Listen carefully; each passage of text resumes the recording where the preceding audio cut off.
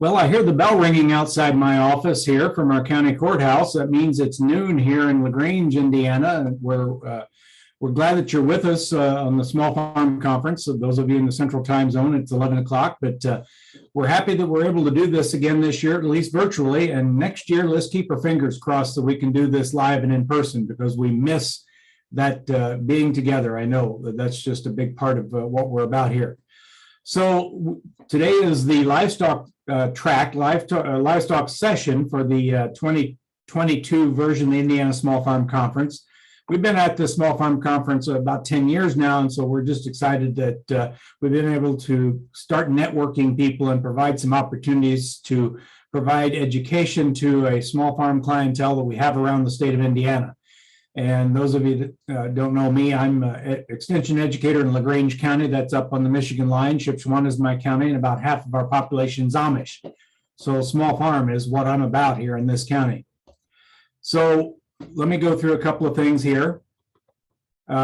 Just want to put up here that yes, we are an equal opportunity provider and education institution.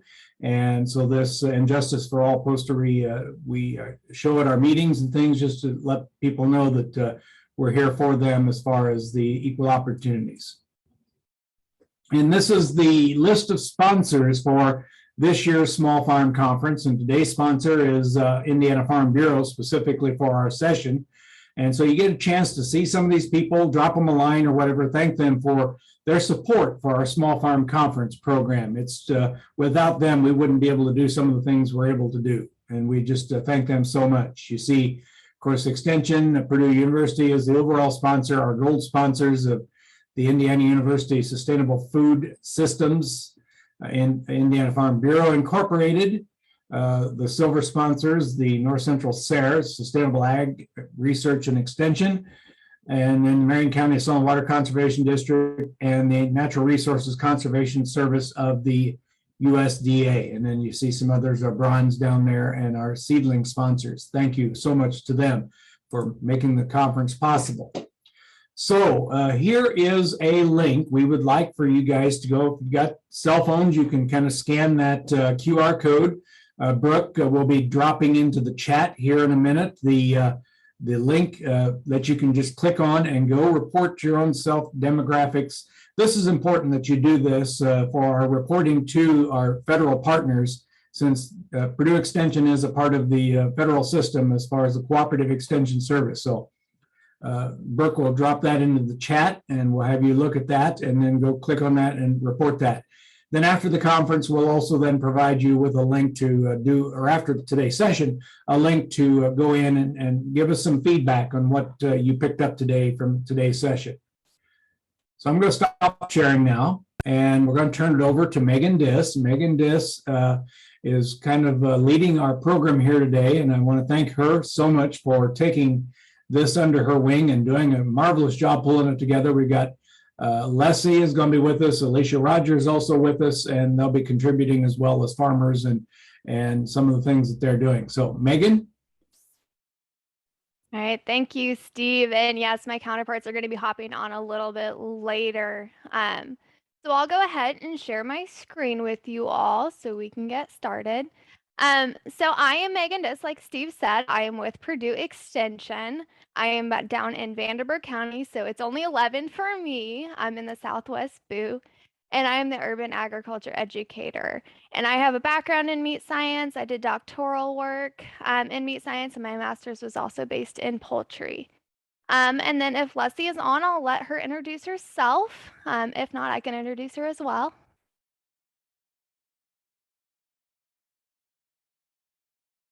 All right, a little bit later, we'll have Leslie Lennon joining us. She is the owner of Saltec Glen Heritage Livestock, LLC, and that's based in Owen, Monroe, and Greene counties. And then we'll have Alicia Rogers joining us. She's also with Purdue Extension in DeKalb County, so Northeast Indiana, and she is the owner of DCI&B Livestock in Freeman, Indiana. So to start things off today, we're going to talk about the Indiana State Board of Animal Health, or BOA, because you can't really talk about animals without mentioning them at least once. So if you're not as familiar with BOA, there's a couple of things that they do and that they kind of strive on is preparedness, animal care, animal health, and food safety. They do everything from when the animal is born through the processing and then when it ultimately ends up in your plate on your plate because we want to make sure it's a safe product, they're healthy, they're being humanely treated, and that we make everyone aware of things happening.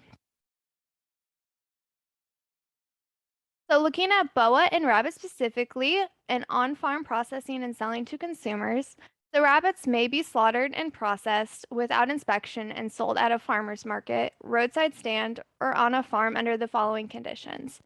So they must be frozen at the point of sale, and they also must have a label that contains the following information. It must have the name and address of the producer, the common or usual name of the product, ingredients of the product, the net weight and volume of the product, the date the food was processed, a statement of exemption, and then it must also have a statement in 10-point type that states this product is home produced and processed in a production area, not inspected by ISDH or the Indiana State Department of Health.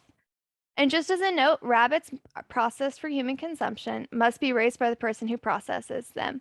Individuals cannot process for other people, so you have to own the animal before you can process it. And then if you're going to look at doing voluntary inspection at a meat processing facility, so not necessarily on farm, but actually one of those facilities who does process rabbits, the Indiana State Department of Health Retail Food Code requires that rabbit offered for retail sale to be processed and inspected in an official establishment. And we'll get into the end sale if it's going to be retail or to a consumer a little bit later. But rabbits are also a non-amicable species, so they are not under the mandatory federal inspection, and therefore they can be shipped interstate after MPI inspection or meat, poultry, and egg inspection. And because rabbit inspection is not required according to Indiana and the USDA, FSIS, Meat Inspection Acts or regulation, a charge is applicable for inspection. And for those not familiar with the USDA FSIS, that's the United States Department of Agriculture, Food Safety and Inspection Services. We love our acronyms in agriculture. And then rabbit products must have an approved label. So now I'm switching gears into boa and poultry. So the sale of meat and poultry at farmers markets.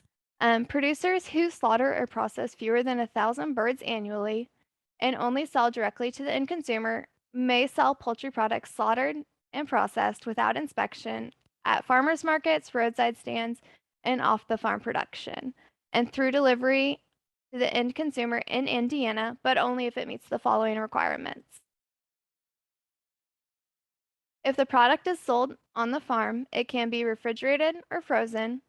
Otherwise, the product must be frozen at the point of sale. So if you're selling anywhere not on the farm, it has to be frozen poultry. And the product must be labeled in compliance with NCFR 381.10. And the label requirements for this exempt uninspected product include the following: the name of the product, ingredients statement, the statement of quantity of contents in terms of weight or measures, names and address of the manufacturer, and the date of packing. And it also must have an explanatory statement indicating why the section legend is not required. And all sales must be direct to the end consumer. So looking at permits for poultry with the limited permit for HC, which is the household consumer, that's required for poultry producers who slaughter or process 1,000 to 20,000 birds annually, and they may only sell to a household consumer who's the last person to purchase the poultry product and does not resell the poultry. The facility must comply with the following requirements. The establishment meets the federal sanitation and operating standards. We want to make sure it's nice and clean and up to par. The notification to BOA of the producer's operating schedule, and BOA may enter and inspect the facility to determine continued compliance. And the label must include the statement, limited permit HC. And the facility must be approved and inspected biannually by the Meat and Poultry Inspection Division of BOA. That one's a little bit more intense. And for the other type of limited permit with poultry is a retail HRI. And that's required for poultry producers who slaughter or process 1 to 20,000 birds annually and want to sell to household consumers, as well as retail stores, restaurants, hotels, and institutions that resell or serve the products to the consumers. So they need to create a food safety plan, which includes an analysis of food safety hazards and control measures to address those hazards. That would be like a HACCP plan, which could be anti-slip mats, designated zones, making sure everything is clean, has its place, and that there's designated places for everything. And have at least one person from the establishment who has completed a course in the application of food safety principles to meat and poultry product production. And BOA may conduct microbial testing at the establishment, and then the label must include the statement limited permit retail HRI.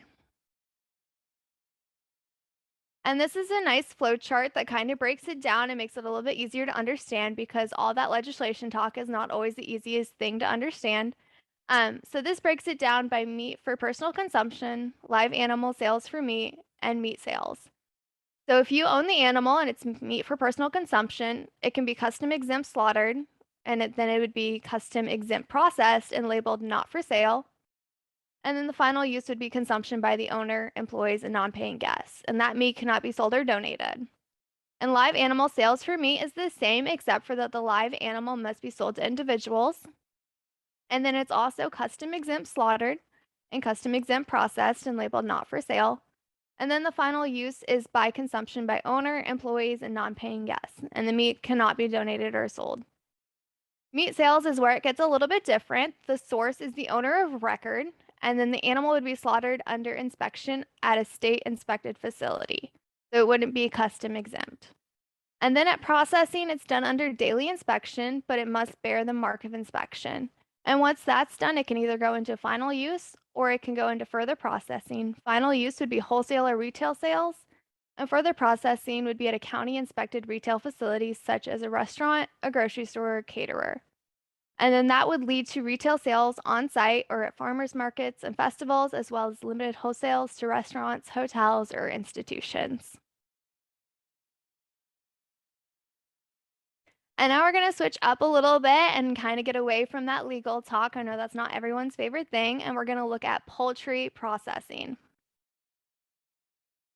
So when we're looking to buy whole chickens, so this would be something on your farm to have available for consumers, for clients who aren't maybe as familiar with they've never bought that whole bird before, they're not used to breaking it down.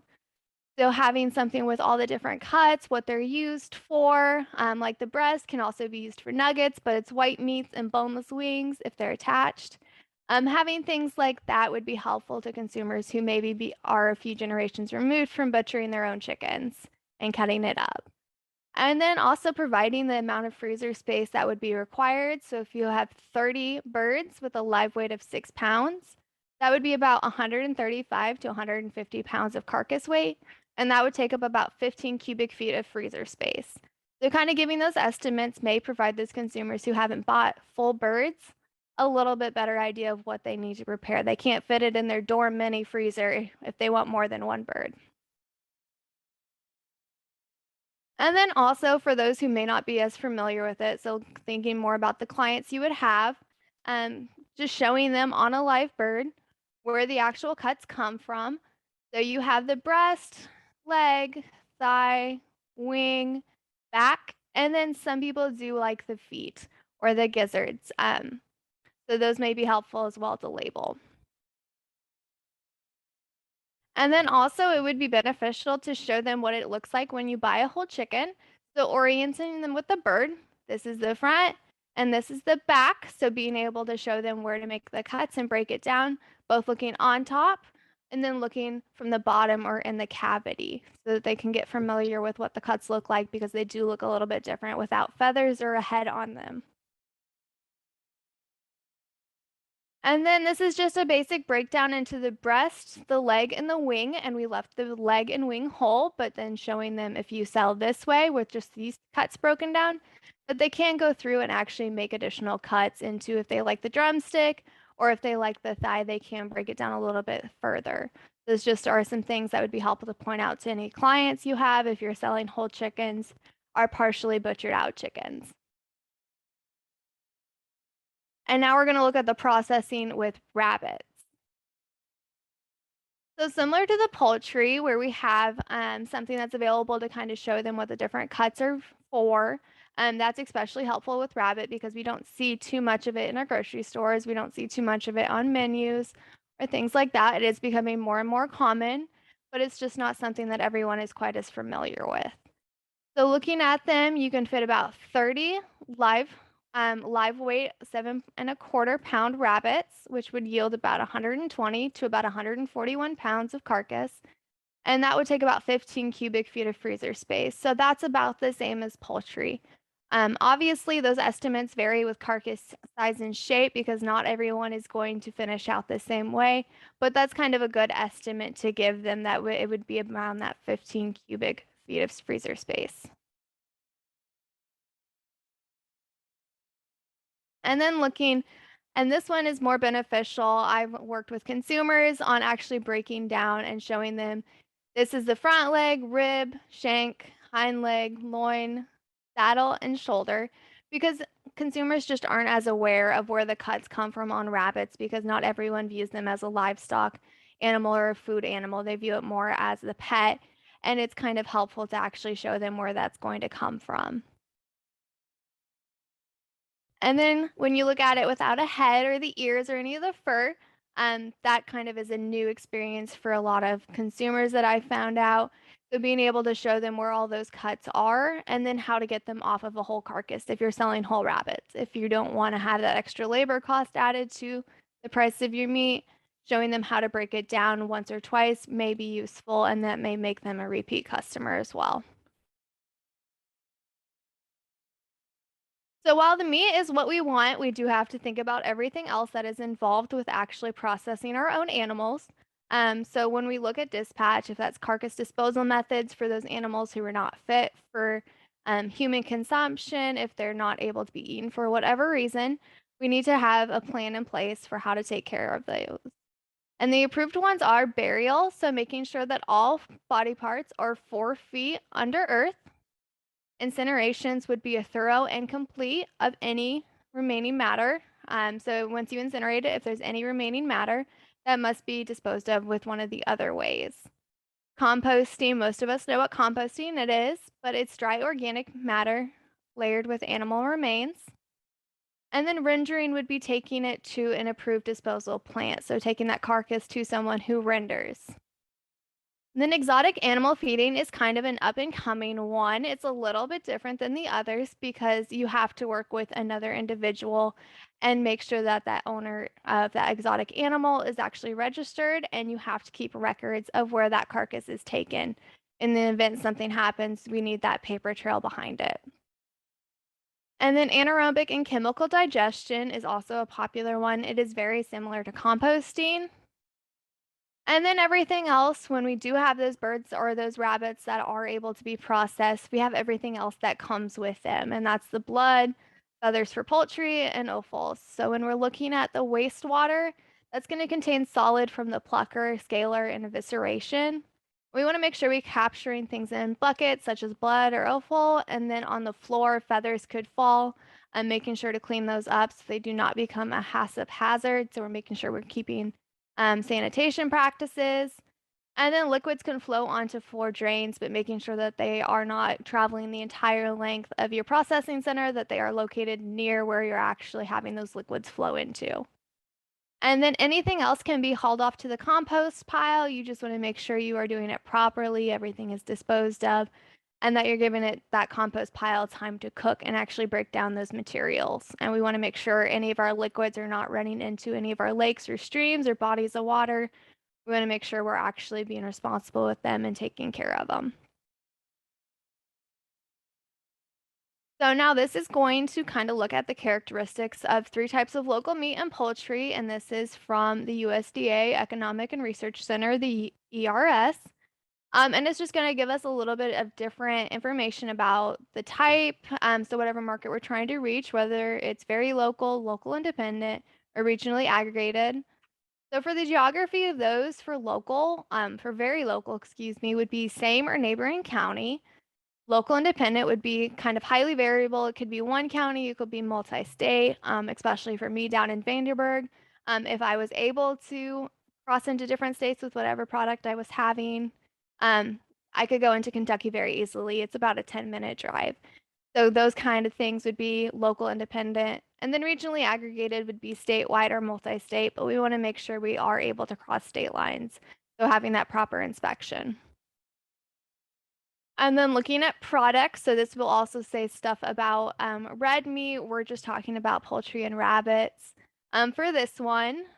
But for very local, the product could be red meat, frozen meat, whole, half, or quarter carcasses. It could be paper wrapped. For poultry, it's typically the whole carcass. For local independent, it could be individual cuts and cooked meats, vacuum packaged or paper wrapped. Labeled, always make sure you have labels on things. And it could be fresh or frozen. And then if it's poultry, it would be whole, carcass, or part. And then regionally aggregated would be about the same as local independent. And then if you're looking at red meat, it would be primals, subprimals, fixed weight proportion cuts, and all usually fresh, informed vacuum packaging. And then for the very local market, it's going to be mostly direct pre-sales to consumers or sold at your farm, especially when you're looking at poultry. You can also pre-sell poultry in that way. And then for local independent, it would be retail, so farmers markets, farm stands, CSAs, which are community supported agriculture, or restaurants. And it could also be wholesale if you're properly inspected for those. And then regionally aggregated would be mostly wholesale, so you're looking a little bit larger scale, which would be retail, food service, or distributors, or schools. And then when we look at the regulatory, we're just going to look at the poultry. So for very local, it would be 1,000 bird exemption. And for local independent, it would be 20,000 bird exemption, state inspected, which is the SI, or federally inspected, which is the FI, if it crosses state lines. And then for regionally aggregated, it would be the same, the federally inspected or the state inspected, if all state sales are within that same state. And then for very local, the roles it kind of plays. So the buyer pays for the live animal pre-slaughter, and then they also pay for processing and they pick up the meat themselves. For local independent, the farmer is responsible for the marketing and distribution. And for regionally aggregated, multiple farmers typically supply branded meat company, which manages the supply chain and marketing. That's not to say one farmer couldn't do it, but it's a little bit easier when we have more numbers, especially when we're looking at small farms or small animals. It's a little bit easier to get those big numbers that those larger chains require if we come together and work as a team. So now we're going to look at marketing our meat and kind of the avenues we can go down with that. So there's three main ones I've kind of mentioned, which are the direct to consumers, the retail, or the restaurant or private. So for direct to consumers, you have on farm, roadside, farmers markets, shipping, or community supported agriculture, that's CSA. Shipping is a little bit different than most people. Most people will not kind of go that route, especially right out the gate. It's a little bit complicated working with actually shipping meat and making sure you can cross those state lines if you are. And then for retail, that would be your grocery stores or your specialty shops, and those could be local chains or national chains, kind of any of those kind of grocery stores. And then for restaurants, those could be food trucks, brick and mortar, which are what we historically have thought of for restaurants. And they could be local, so mom and pop down the road, or they could be national chains. And then kind of relating it back to your processing decisions to your clients. So what are your clients actually going to be able to accept? And what kind of processing are you going to need to do? Is doing it on farm actually practical and going to reach that end consumer that you want to? So when we look at custom exempt facilities, their clients could be on farm, roadside, farmers markets, shipping, or CSAs. And in contrast to that, a state inspected facility could get into grocery stores, specialty shops, restaurants, local or national chains of either restaurants or grocery stores, and looking on that bigger scale. And then packaging, you always want to keep in mind what you are going to actually package your meat with, because we can't just hand them a frozen bird we pulled out of our freezer. We do need to have that package. Vacuum packaging, if you're not having too many birds or too many rabbits, that is something that people tend to like. And then you have PVC overwrap trays, and that can be on plastic foam or rigid plastic. And those are typically what we see in the grocery store with most of the meat we would buy there. And then freezer paper, we want to make sure that we are putting that meat actually in a freezer rated bag before we are putting it in freezer paper, just to make sure it does maintain its freshness. And then kind of looking at our clients, so we need to figure out what our clients want and who we're trying to reach and how the best way is to kind of reach them. So there's 3 categories when it comes to meat and how they buy it. So cost-driven greens, they're looking more for that safe, sustainable, and healthy. That's kind of what they want with their meat. They're motivated typically by social causes, and they're going to want to learn more about the products they buy. They're going to be the ones who sit there and want to know what you fed it, where you got it, how long you've been doing it, if there's been any issues, things like that. They're going to kind of want to know the history. They're going to want a biography with their meat. Experience-driven foodies are going to seek that authentic eating experience. They're going to taste foods that have a known story and a known source.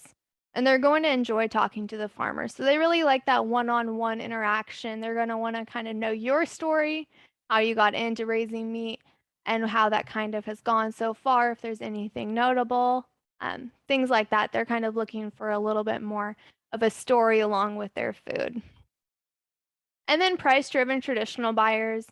So these historically are the freezer beef buyers or those bulk meat purchasers. They like to stock their freezer once a year and that's it. That is what my family does. We like to stock once and be done with it. They're mostly motivated by the low price and the high value, so they're looking for the most bang for their buck. And if you can get them, they're loyal and they will return to buy again as long as everything kind of stays the status quo. They want it to kind of stay that same. And then I do need to mention there are a couple other options if you're not looking directly to just sell your meat. There is the Indiana Cottage Food Law. If you're looking to do a value added, so rabbit pie, rabbit stew, something like that. That is another way to get your food into consumers. But meat is considered a potentially hazardous food product, or PHF, by the home-based vendors. So you're going to want to check those regulations regarding rabbit and poultry sales, both as a state and in your county if there are any specifics. So looking at the Indiana State Department of Health is always a great idea, and reaching out to them if you have any questions if something's allowed or not allowed, and reaching out to your county Department of Health as well. And they'll be able to help you a lot more with those specifics to your county. One option is to work with commercial kitchens, which I know is getting a little bit easier than it has been the past 2 years to be able to get into a commercial kitchen, but they are actually inspected, so they do have a little bit more, they would allow a little bit more with those because you do have that inspection, whereas your home does not. And then pet food is kind of a new avenue. So if you want to get into the pet food industry, you are going to need to make sure it is raw meat that is not ground and or mixed with other ingredients, because that is exempt from any of the regulations in Indiana. As long as the label and labeling cannot make nutritional claims, so you can't say it is a high protein, low fat, things like that. You need to just very, very basic label for these. So it could be if you're having rabbit meat, could say rabbit meat for dogs.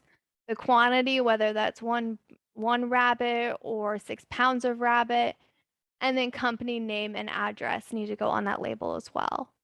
So any addition of nutrient claims of grinding the meat or mixing the meat with other ingredients would warrant licensing and product registration. And that's when you reach out to the office of the Indiana State Chemist with the pet food division. They'll be able to help you a little bit more if you're wanting to do a little bit more than just sell raw meat.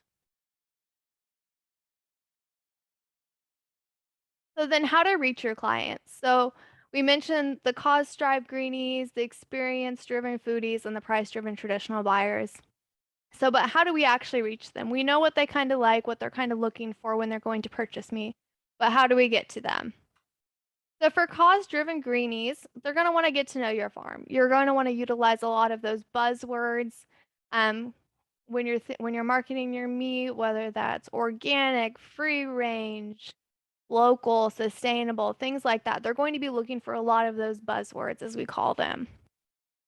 And using social media would be a great way to reach these, whether it's Snapchat, Facebook, Twitter, Instagram, TikTok. I mean, there are more social media platforms than I think any of us kind of know what to do with. So pick the one that you're confident with, that you're really great at using, and put it out that way. Work with them, make sure you're kind of hitting all those hashtags and things so that they can actually see your product. And then being at farmers markets, that gives them a time to actually get to know you, get to talk to you, and put a face with a product so that they can get a little bit more information about it. And then looking at the experience driven foodies, so they'd like to visit the animals or the farm prior to a meal. So this can be kind of like a bed and breakfast, Airbnb. Um, so if you serve them, they come, they stay, they tour the farm, and they kind of get to interact with some of the animals. And then maybe not meet their dinner or meet their breakfast, but actually being able to meet the ones who lived with it, so that they do have that connection. And that is a cool experience. So Airbnb does have some of those experience kind of things. And then there's community supported agriculture, those CSAs. So that gives them the opportunity to work directly with you, whether that's volunteering, just promoting, working with your farm in some type of way. They feel that connection and they really kind of thrive on that. And then price-driven traditional buyers, they're going to look for discounts for bulk purchases. So are you able to just sell them 40 chickens twice a week? That would be a lot of chickens. But are they looking for something like that rather than breaking it down and giving them wings and thighs and legs? Are you able to just give them whole carcasses? That's kind of what they're looking for, taking out that extra price that further processing does happen. And then they're looking for an ability to guarantee a set amount of meat. They know how much meat they eat, they want that meat, and they know when they're going to want it. So, are you able to provide for them? And that would kind of make them more inclined to choose your meat rather than someone else's when they're looking for a new supplier. And then how to work with clients. So, we've kind of seen how to reach them, who they are, but how do we work with them? So, making sure that every question is important. You're actually taking the time to interface with them and know that you care, that you want to listen to it. And you always let the customer finish their questions first. You don't interrupt, you don't interject. We have manners. And then remember the keep it simple, silly principle. We want to always make sure we're using words that come naturally to us. We don't want to sound out of place. We don't want to sound like we don't know what we're talking about. We want to use words that we use more often than not. And we always want to be open and honest and always be polite. So making sure that you really are using your manners when you're working with clients. And then if you are a little bit bigger, keeping company problems to yourself or any farm issues that you may notice. We may have a bad day. I think everyone on the farm has had a bad day. Keeping those problems to ourselves, not letting the public kind of see that. And then never badmouth the competition. Word gets around, especially between small farmers. We want to make sure we are being good human beings to everybody. And then if you don't know, don't guess. Tell them that's a great question. I do not know right now, but I will find out and I will get back to you. And then give them a date that you'll get back to them, whether it's a week or 2 weeks, but making sure that you actually are following up with them and owning their questions. So giving them the validation that that is a great question. That is something that you can work with, that you can answer, and that there is validity behind it. And then ensure that you follow up by writing questions down. If you're like me, that's carrying a pad of sticky notes everywhere you go because you never know when someone's going to ask you a question. And you may not know it right then, but you'll be able to get to a computer or talk to your extension educator or your family, whoever, and follow up with the answer to their question. And then how do you handle client complaints? Because anytime we work with the public, especially when it comes to selling them a product, we're going to have at least one complaint. So you want to make sure you actually thank your customers, you're bringing the matter to your attention. And then tell the manager about the situation. If you are the manager, you can kind of skip that step. But for those who are slightly bigger or have hired help, making sure that everyone is kind of aware of that situation. And then make the customer's complaints personal. So being able to relate their complaint, if they're complaining that their bird did not have 2 wings on it, making sure that you kind of understand it, you would be upset as well, and that you appreciate their concern. You appreciate them bringing it to you. And then don't make any excuses over the phone and never admit guilt until you've seen the problem. So if they're saying none of their 10 chickens they bought from you had legs, never tell them that's true. Chances are there's probably a miscommunication somewhere, to make sure that they can bring in something to kind of show you. And then just as a good note, don't mention insurance over the phone. That's one that should be true in a lot of situations. And then review before investigating. So we want to make sure we're actually looking into this, that it's not just a client complaint who's trying to get free poultry or free rabbits from you, that there actually is validity behind it. And then make sure you're responding in a timely manner. Don't respond months from now. If they email you today and let you know something, don't respond in 6 months. Try to keep it to about a week. If it takes a little bit longer, check in with them. Make sure that they know you're actively working on it, and you'll get back to them as soon as possible. And they remain cool, calm, and collected. So even if you are boiling mad on the inside, we all can put on a smile and we all can be great for the public for at least a few minutes until they leave, and then you can do whatever you need to behind closed doors. And then don't make promises you can't keep. So making sure if you actually are making a promise, it's something you can follow through with, or just avoid making that promise in general and say you'll do your best. And then when they ask you to speak, speak. Don't just be the silent listener. Make sure you guys are actually having a conversation if that's what they're looking for. And then avoid speculation. So you want to make sure that there actually is that validity behind it, that you're not just speculating with everything, that you're kind of making sure that the problem did happen, and don't try to place blame on someone else if you do have more than one worker on your farm. So then kind of switching gears from clients back to facilities. So when we're looking at them, we want to look at how custom exempt facilities and state facilities kind of differ a little bit. So for custom exempt facilities, they aren't going to be inspected daily. And that would be the facility, the meat productions, and the animals. Those aren't checked daily by the Indiana State Department of Ag or of Health. But you are hopefully checking them. And then they are inspected for proper sanitation and maintenance, and that would be the buildings and the equipment.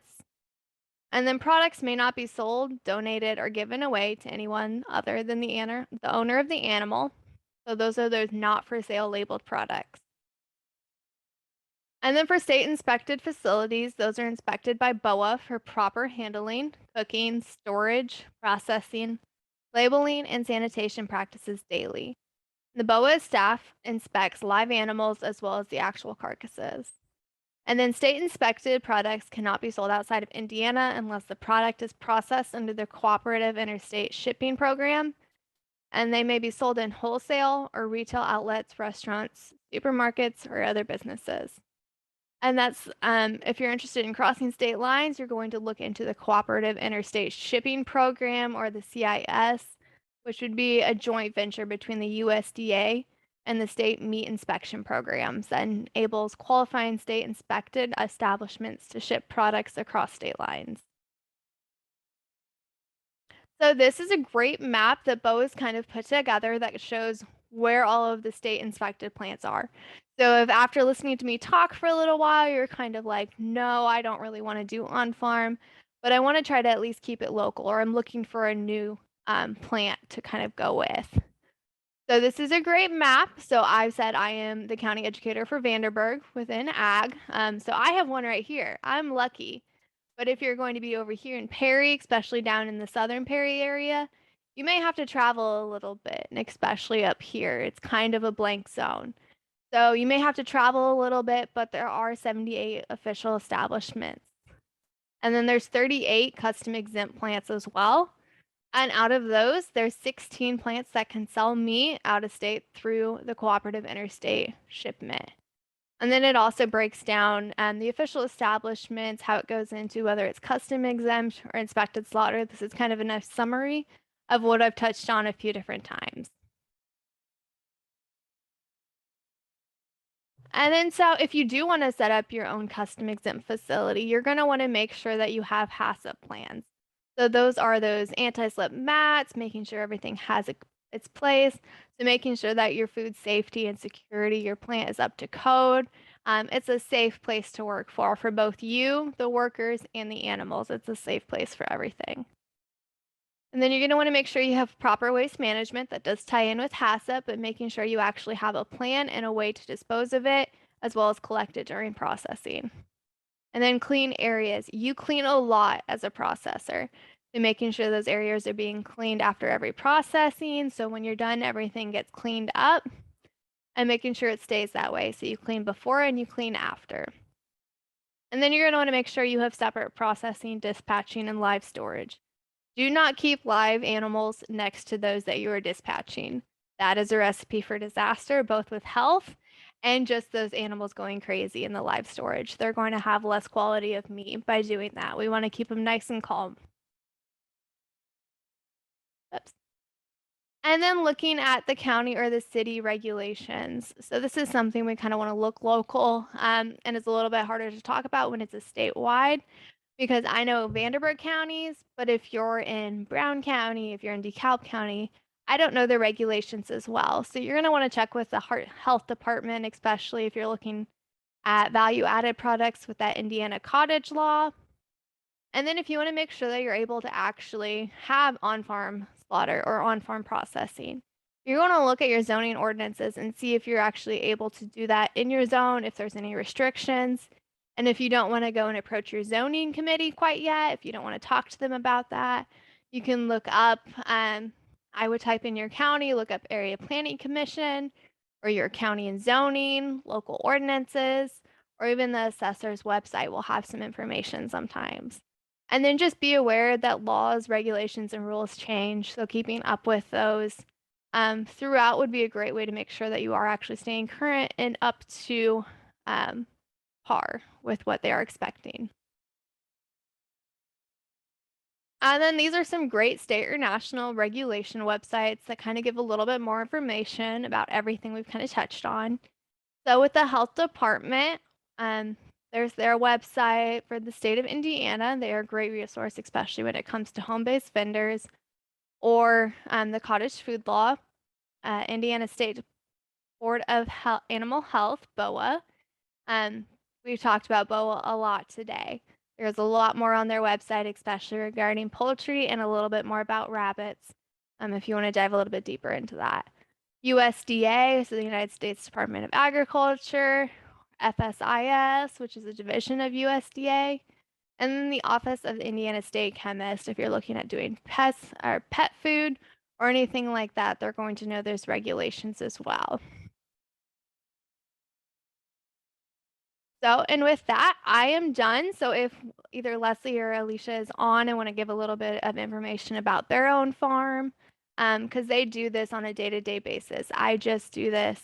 I'm an educator, I have a background in it, but they do have that day-to-day experience. So I see Leslie on, so I will go ahead and stop sharing and give the floor to her. You're muted, Leslie.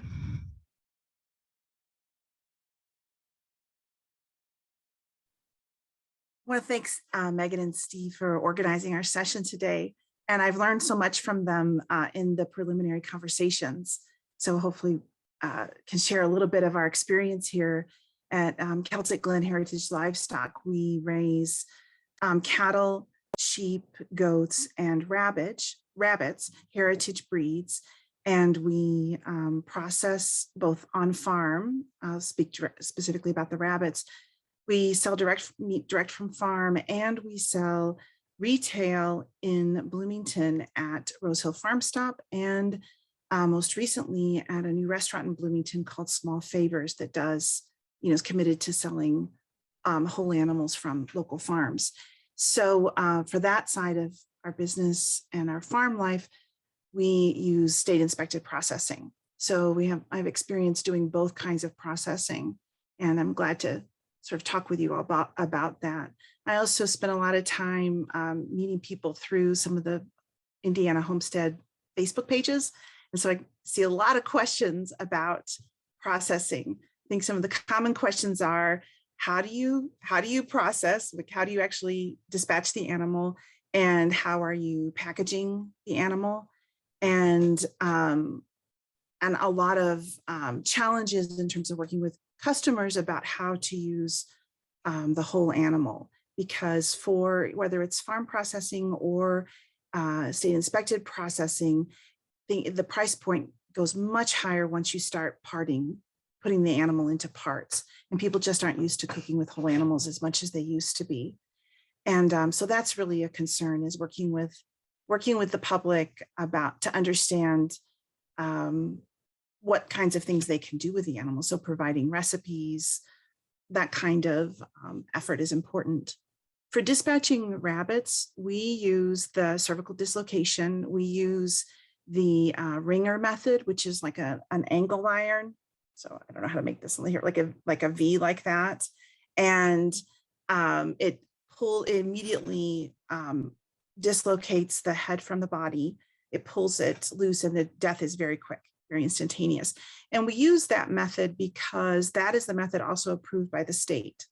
So when we process state inspected, we do it through J&M Poultry in Cambridge City. And to my knowledge, one of the few places that will process rabbit in the state. And that's the method that they use. There's other perfectly fine methods for dispatch, like the broomstick method, where you're putting them on the ground and then also pulling up to dislocate the neck, but then the animal's on the ground. And you can imagine why the state's not so fond of animals on the ground. And certainly lots of other methods that I'm happy to answer questions about, but that's the method we use because we want to do the best we can to be in accord with how the state views healthy, safe dispatch. For farm, for the meat we sell direct from the farm, we use Texas poultry meat bags. They're a shrink bag, so you dunk them in water and they shrink up nice and tightly. And Texas poultry shrink bags, they're made in the US, in Texas, where I'm from, actually. And they'll make the labels as well. So they'll make compliant labels for you with your farm name on the label, which is very nice. And you can get them at the same time as you get the bag. And they have labels both for chickens and for rabbits. So I really like that company, and they're great to work with. You can order from Amazon, but you can also order directly from them and cut out the big middle corporate giant. And they're great to work with if you have questions like, what size bags should I get, or how do I use them? They have wonderful customer service. So I'm really pleased with that vendor. And then sometimes people ask, how to find customers for your rabbit meat. And I'm happy to talk a little bit more about that. I just spend a lot of time reaching out to people directly, trying to find as much as possible local people there's a lot of people who are looking for rabbit meat because of health concerns. Rabbit meat has lots of amazing qualities and is very low in fat and very high in protein and all kinds of important amino acids. And so people with compromised immune systems or other kinds of health problems will often seek out rabbit meat. So I'm always looking for ways to find them. And then trying to reach out to other vendors. The problem with rabbits, and the problem for small farmers, is, of course, how do you scale up to sell, even in a farmer's market, have something to bring to the farmer's market each week. And that's a real challenge for us as rabbit producers, because rabbits are really best produced on a very small scale. And in that sense, they can be a very humanely raised meat. But I feel very strongly that Indiana needs a Meat Rabbit Producers Association, and we need more support from the state. So unlike chicken processors, rabbit processing, the farmer pays the inspection cost. And that really is a heavy burden on keeping our meat at an affordable price point for the public. So I think there's lots of room for growth in the small scale, small farm rabbit meat production industry, but we have a ways to go. I think I'll just stop there, and then so we have lots of time for questions.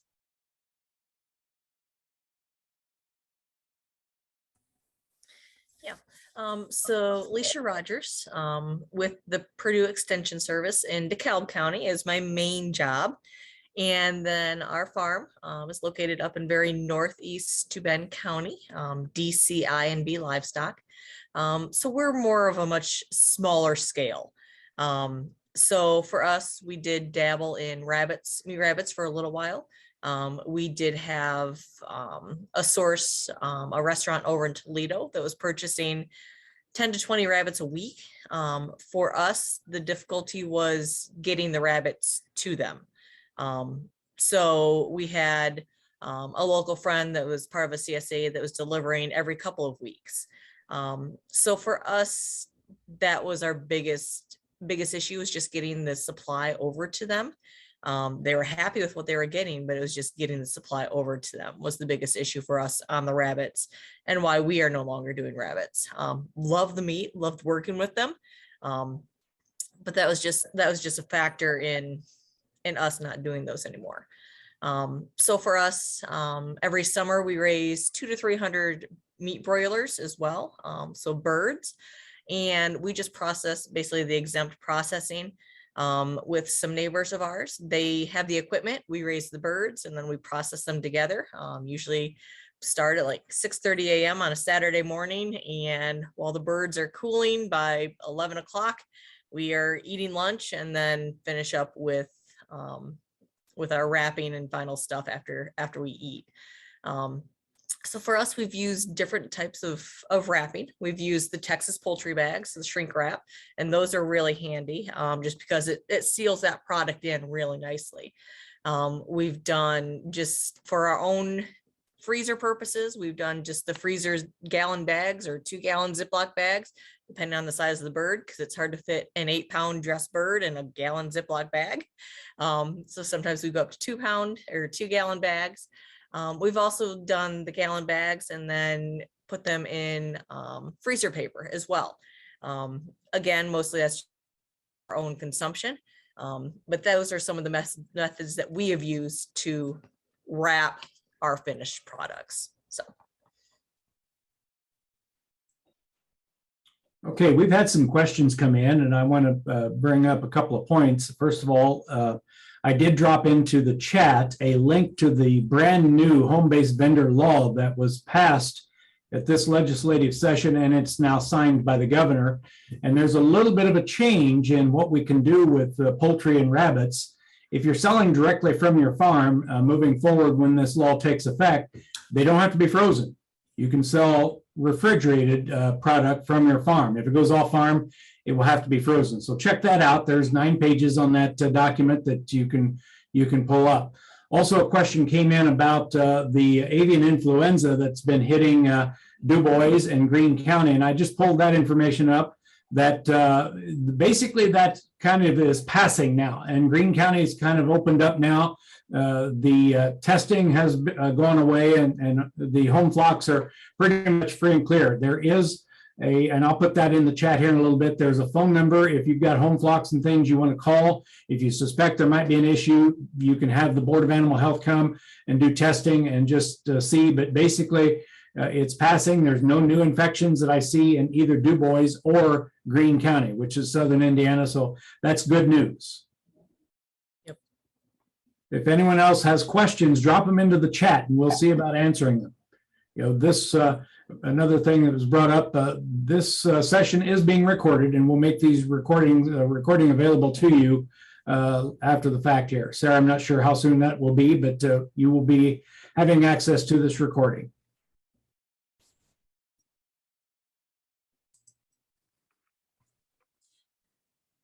Certainly also just address briefly to elaborate a little bit on the questions of biosecurity, which the avian outbreak touches on, because some of you who are already interested in rabbits may know that much of Indiana was in the radius of the Louisville outbreak of the rabbit hemorrhage disease.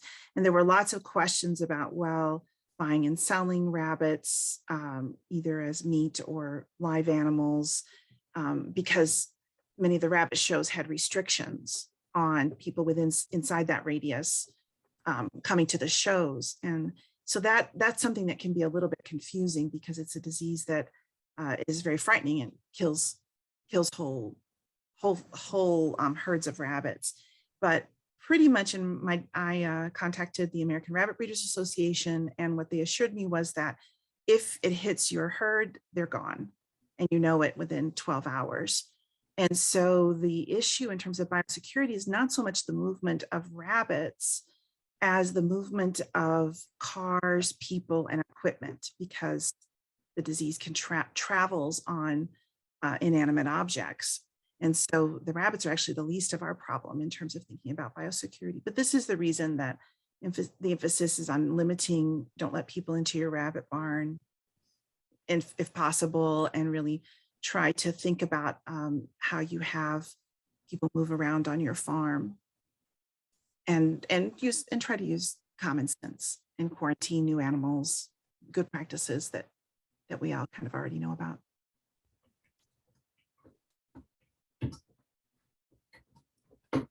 I see a question from Amy Thompson about preferred rabbit breeds, and she's interested in a particular breed. Alicia, want to talk about that?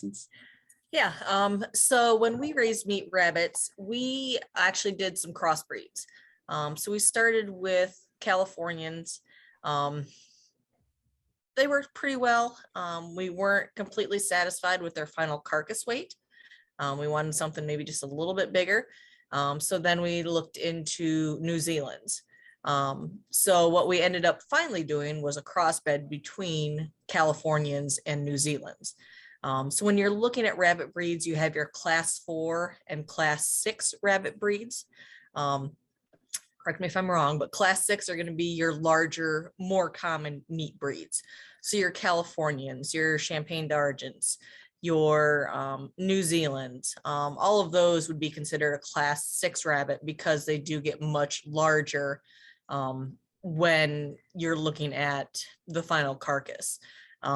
So those were what we preferred, was kind of a cross between I think they ended up being about a quarter California, about 2/3 New Zealand is what we finally ended up with, that we just like the final carcass product from that breeding. So how about yourself, Leslie? What do you have? Well, it's been said that restaurants tend to prefer that you breed white rabbits, because if there are any little hairs left in the whole process, it's a little bit harder to see. Yes. But I haven't. I like color, so I mean, I have white rabbits, but I'm not worried too much about the color. But that is something you might want to think about. And as you're saying, the go-to in commercial rabbit breeding is that California New Zealand cross for growth rate, time to. So you want them to be you want them to be 5 pounds, ideally at 8 weeks. We don't do that. We are committed to heritage rabbit breeding. Now we have what people refer to fondly as meat butts. We do have plenty of those, but we're really trying to move toward an all heritage breed commercial production, which is a little bit more challenging. It's challenging to make that 8-week deadline. We're looking more like 12 weeks. But as members of Livestock Conservancy, we really believe the best way to preserve biodiversity and heritage breeds is having a use for that livestock, and that they're not just show rabbits. I mean, we definitely breed show. We're happy to provide the public with show rabbits, but we really want to get our silver fox, our American blues and whites, our Champagne d'Argents. We want to get them to a point where they are doing really well in terms of meat production as well. So and breeding those heritage breeds is really rewarding. I mean, many people are also interested in pelts, so that sometimes people ask about the relationship between meat and pelt production. And the Champagne and the silver fox and the Americans and silver fox were developed here in the United States, beginning of the 20th century. So they are American heritage breeds, and they were meant to imitate. The silver fox was meant to imitate Arctic fox fur. So you brush against the grain and it doesn't lay down. It's nice and it has a very special quality. If you want those pelts, you need to kind of grow them out to more like 16 weeks. And at that point, they're called stewers. So they're fryers up until, just to review that a little bit, they're fryers 8 to 12 week range. And then, getting around 16 weeks, they're going to be steers, but still lovely meat, and obviously more meat per animal. So people who want to use them as a dual purpose animal may want to grow out some for the pelts for a longer time. Not much of a market in pelts, but there's kind of growing interest by crafters and in purchasing pelts. And you might just enjoy doing that yourself, or make crafts on your farm from the pelts. Now, what a lot of people do with the extra parts for farm processed meat is they make dog treats. And of course, animal food production is a big part of the farm, as Megan talked about, the farm processed meat market. But even when the main part of the carcass is for human consumption, you can take those hides, you can cut them into strips, braid them, dehydrate them, and the same with the paws. The heads are very sought after in the raw food market for dogs. So there's lots of things that you can use most of the carcass in one way or another. So rabbits have a lot of advantage there. And as a farmer, you can breed for triple purpose, for meat, for pelt, and for the show and the show market. Mm-hmm.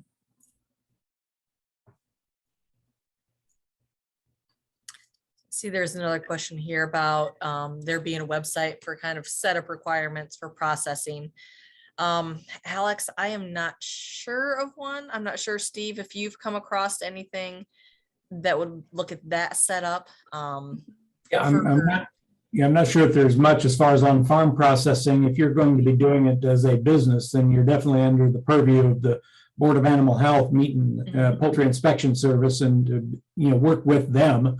But here's the thing that I've noticed through the years is the Board of Animal Health is a governmental agency, and they want to be helpful. And so don't hesitate to go ahead and call. If you want to do something on your farm, give them a call, and they'll give you some guidance and stuff. They'd rather be proactive as reactive in situations that could potentially impact community health.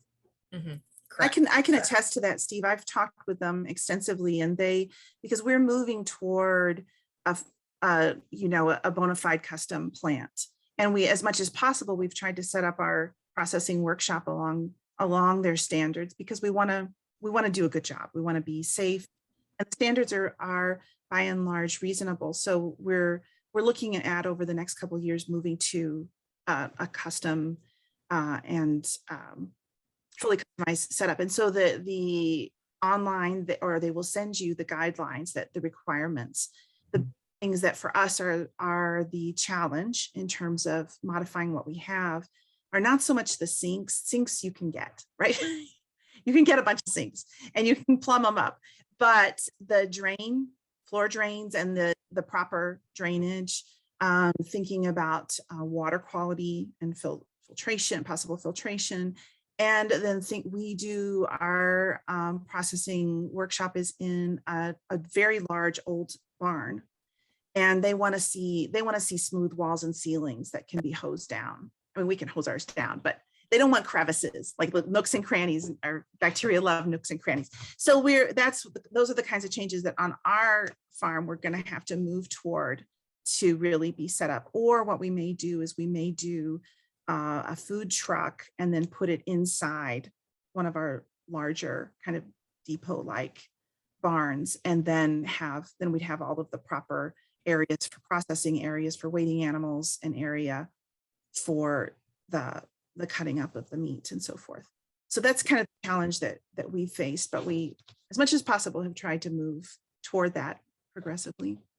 And that's a good point, Leslie. The easily cleaned stainless steel work tables, if you can get them, the fiberglass paneled walls, different thing, or plastic, that's key. Another thing that needs to happen is you got to have separation between a processing area and a production area, as far as you don't keep the animals and the processing in the same barn. And when you move from one, if you're raising your own livestock to be processed, you're going to have a place to change clothes and clean up before you move from one to the other.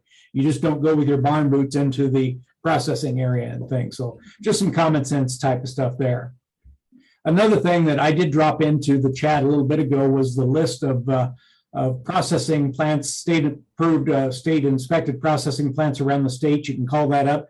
But the other thing about that is some of them are very specific. They'll only take certain types of species.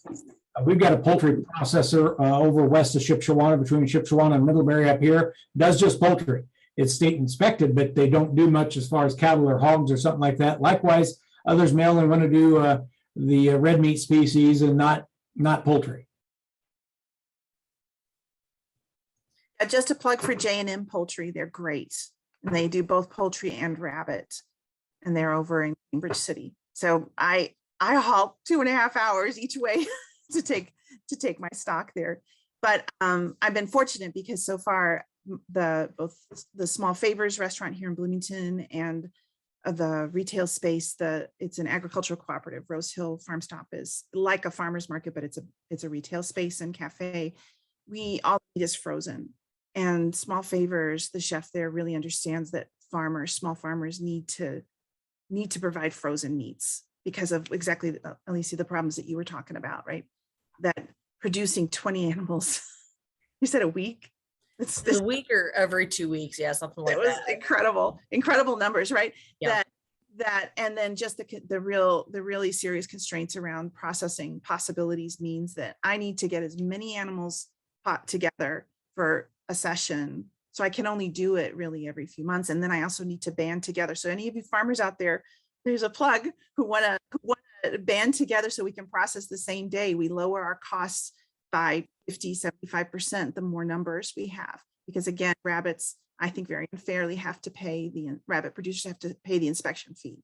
So I have to get as many producers as I can together on usually the first Monday of the month at J&M, Cambridge City, be there, be square, to get our rabbits done so that we all pay as little of a low price as we can. And they do a wonderful job and they're really flexible, but it is a huge challenge for rabbit producers, and it makes an already kind of premium meat, a very high quality craft meat, gourmet meat, cost even more. And that's something I was going to say about rabbit meat.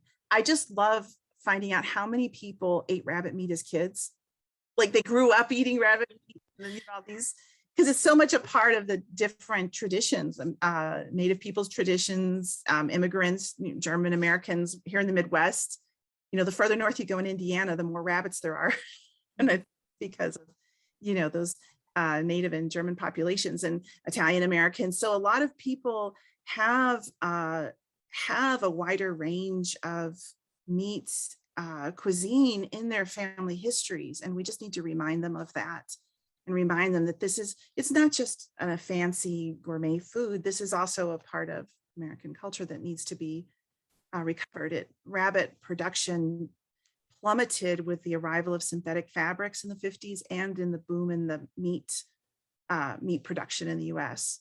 So the real competition for rabbit is not actually chicken, it's beef and beef consumption.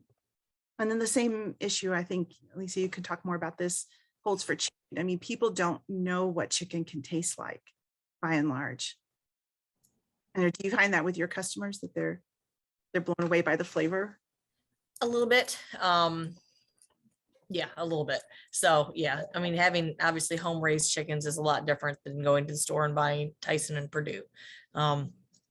Those may still have great flavor, maybe what people are used to, but there's definitely a different flavor when those animals are raised on that grass or different types of feeds and things like that. Say on the animal or the poultry processing as well. If you have a certain poultry processor that you use, there may be different dates for different types of poultry that you have to consider as well. So when you're processing ducks, they're a lot more difficult to process because the pin feathers are so much more difficult to get out. Yes, everybody loves the duck fat left on the skin. Getting those little pin feathers out is a pain in the butt, to put it lightly.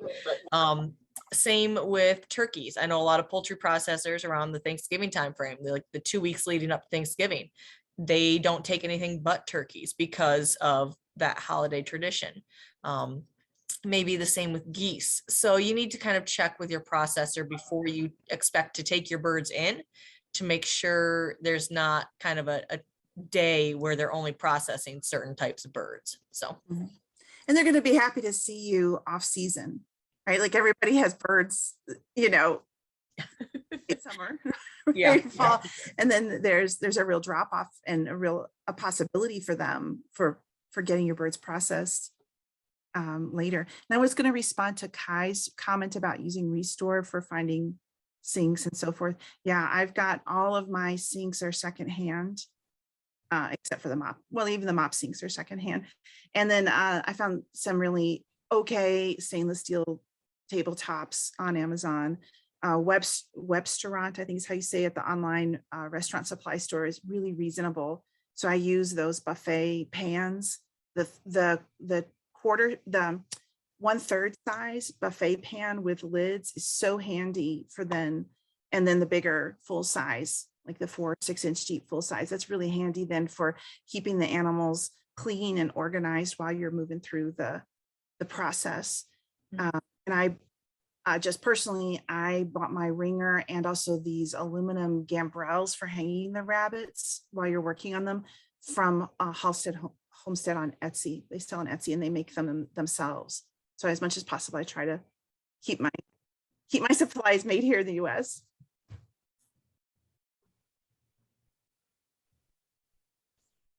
Other questions, type them into the chat. We'll get them addressed. We got a few more in the chat that we can do this. I'm gonna put a plug in for Purdue folks, Purdue Extension folks. I've learned so much preparing for this, but also just in trying to find out, you know, information on what the regulatory landscape looks like, and how to move forward with our farm. So Purdue Extension has been really a big support, and I appreciate that. We also sell, you know, all the cycles of rabbit life from 8 weeks on through meat or stock, but also we sell the byproducts. So we package and sell retail and from the farm, the rabbit poop, because I may be preaching to the choir here, but it's amazing stuff. It's a cold fertilizer so people can put it directly on their flower beds. Now, if they're going to put it on their vegetables, they want to do it off season or the beginning of the season, because of course it's manure. But I am starting to sterilize some, both through compost, which is an official kind of process. Composting, it has to reach a certain temperature, a certain amount of time, but also baking in an oven. So I've got a Restore. Somebody put a plug in for Restore. I've got a Restore oven, electric, and I'm baking poo. And I sell it as a little, I use the extra large coffee filters with jute twine, and I make tea bags. So people can put them in a jug or a bucket of water, and it doesn't smell. They can water their house plants and it's not going to smell. And then I sell the kind of pure rabbit products. And then also the bedding with the pine chips and so forth, which makes a nice mulch and soil amendment. So the rules around selling manure are you cannot call it fertilizer unless it's tested by the state chemist, which is not a difficult process. And I'll probably get around to it. I just haven't gotten around to it.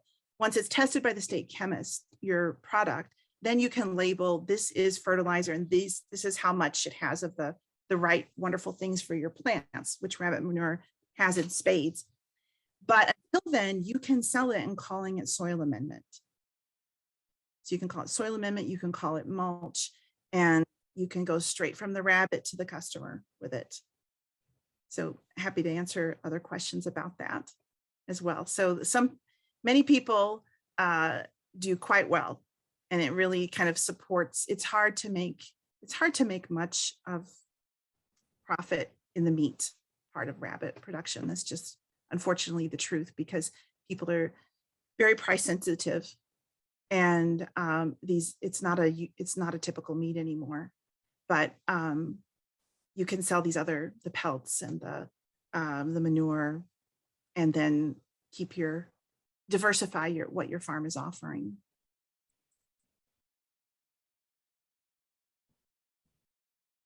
Alicia, do you guys do chicken? Do you guys sell chicken as soil amendment, chicken manure? No, so we try to utilize our chicken tractor and so move them around our pastures. So they fertilize our pastures for us. So we don't really have anything to sell. So Mhm. Yeah, a lot of farmers are like, heck, I use it all. Yeah. If you're, and that's really what we think about for like small operations. Like people might think of adding this small stock to their operation because, especially if they want to grow produce as well, because it's really hard to get enough fertilizer from just a vegetable compost pile. And certainly it's becoming, even more expensive to purchase fertilizer. And so these are kinds of ways of diversifying your farm production by adding chickens and rabbits. We don't do chickens commercially, but we have chickens on our farm as pest patrol. Mhm. We're That's what- happy to take retired hens. If anybody has any That's- hens they want to that's why we retire. have- Our ducks are free range, and then we have guineas as well. So the guineas are the neighborhood tick control is what they call them. So neighbors weren't Mhm. sure about them to start with, but now they love them because last spring we had my coworkers that were finding ticks everywhere on their animals. We may have pulled 2 ticks off of 4 healers last year on our farm. So for us, the guineas are great pest control along with our free range ducks. So if you ever come to our property, that's what you have to watch out for. Not so much the dogs, it's more the flying ducks. I can answer Krista's question about selling manure straight or composted. So we sell, what we do is we have some of our we don't even talk about setup, which we could if you guys want to, but some of our cages are with trays because I like the flexibility of being able to move them around if I need to reconfigure. And so that stuff, what I do is I take it to a covered area and spread it out and let it dry a little bit. Not because there is anything wrong with the urine. The urine is great also for gardens, but just because then it's easier to package. And then I package it in like the 5-pound coffee bags. And that's what we offer retail in terms of like the pure stuff. And that stuff is what I'm going to start baking some of it. And then it'll be more expensive because it'll take time on my part. And then of course, electricity and some effort but if people want a sterile project, then that's what I'm going to do with the bake stuff and any that I compost. But the mulch and amendment mix is lightly dried out and then bagged. And what I use the rabbit, I think it's kind of funny. I use the rabbit feed bags and then I put those down inside paper leaf bags for the kind of the aesthetic part of the packaging of that. And then I have, I think pretty nice labels for it. And then, but I also sell the kind of bedding stuff to people who come to the farm. And if they want to pick up at farm, they can.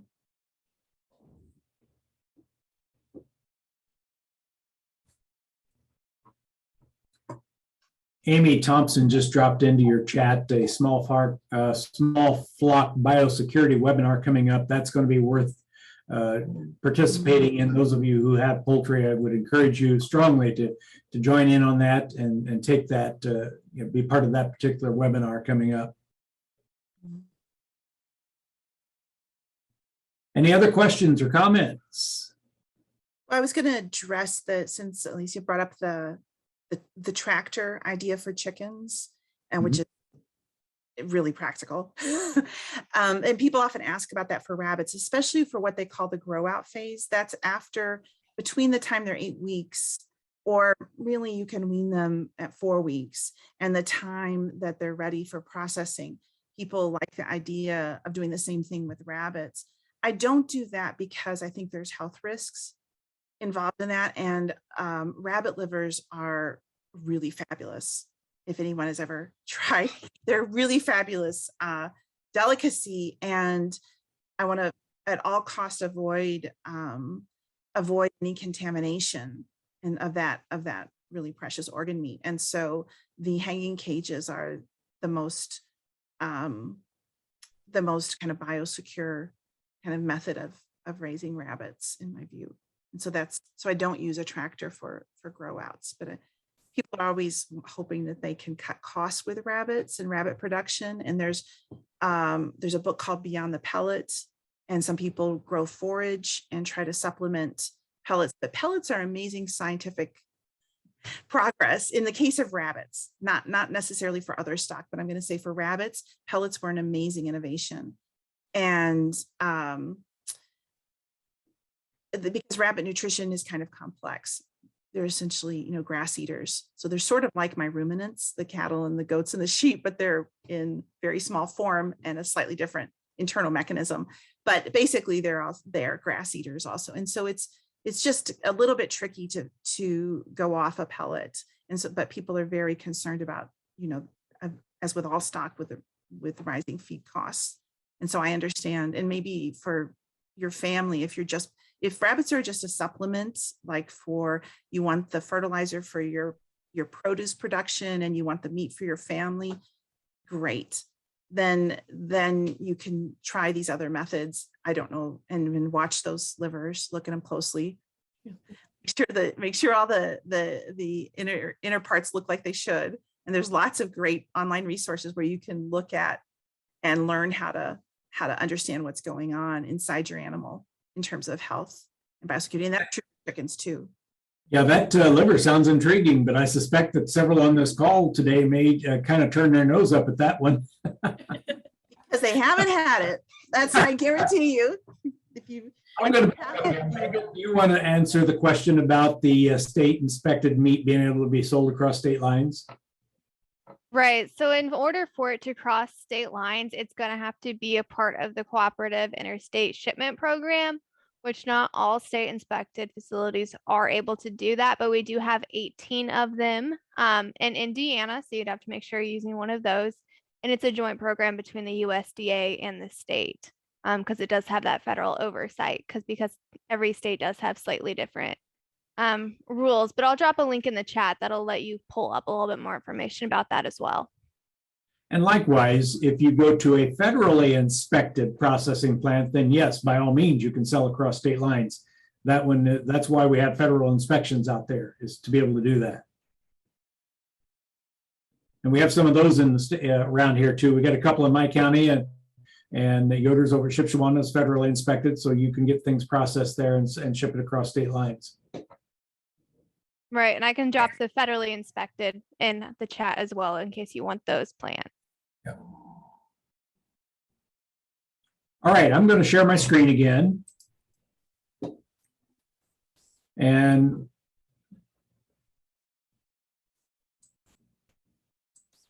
so hopefully you can see now the QR code again for the link for the evaluation for today's program. Plus I dropped into the chat a little bit ago the link for if you want on your computer, just click on that link and fill out the evaluation. That gives us some feedback about today's program, and so we can get some input on moving forward as we plan the next iteration, the next small farm conference. So please take some time to do that. This session again is being recorded, so it will be made available to you in a few days at some point in time here in the future. You can go back. The links will be in the chat, will be available as well. And so we'll make sure that you have some of those too. Don't hesitate to get a hold of us if there's some other questions you might have. Megan, with her presentation, you can get a hold of me and we can get you a copy. If we can't get those links of the PowerPoint out, we can get the PowerPoint to you in a PDF fashion. Just drop us a line and we'll get that to you. And then next year's Small Farm Conference already in the books as far as scheduled for March 3rd to the 5th in 2023, back to Hendricks County, the 4-H Fairgrounds there at Danville, a really nice expo facility that we've had our conference at for several times. It's got a lot of room and things like that. So we're looking forward again to being back in person next year. Any final parting comments from our panel? Megan? I just want to thank everyone who took the time to join us. Hopefully you learned something. Hopefully you're going to start raising some livestock, whether that's poultry, rabbits, or whatever kind of suits your fancy. But I appreciate you guys taking the time and listening to us, and hope you learned at least something. Thank you, Megan. Leslie, how about you? So appreciate you too. Thank you, Megan, Steve. So great to meet you, Alicia. You too. And Alicia. Yes, nope, just thank you all again. Great opportunity to network with others across the state and maybe across the country or the globe that have an interest in raising these smaller animals. So